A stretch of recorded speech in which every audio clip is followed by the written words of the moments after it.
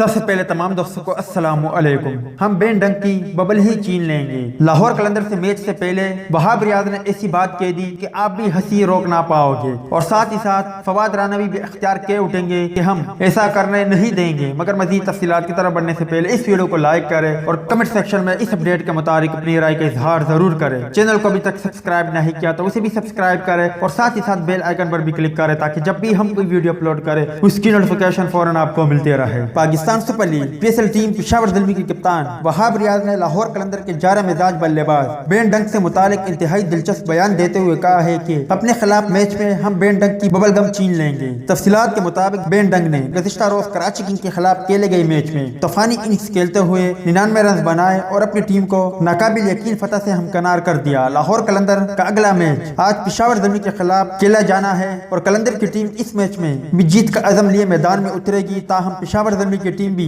इस खतरे से बखूबी आगाह है। वहाब रियाज ने दिलचस्प बयान देते हुए कहा, हम बेन डंक की बबल गम छीन लेंगे। वो कमाल की क्रिकेट खेल रहे हैं लेकिन हम उनके खिलाफ बाकायदा प्लानिंग के साथ मैदान में उतरेंगे। अलबत्ता अपने मंसूबे के बारे में अभी आगाह नहीं कर सकते। तो दोस्त ये कि वहाब रियाज और बेन डंक के हवाले से कुछ अपडेट, उम्मीद करता आपको पसंद आई होगी। इस अपडेट के मुताबिक अपनी राय का इजहार कमेंट्स बॉक्स में जरूर दें।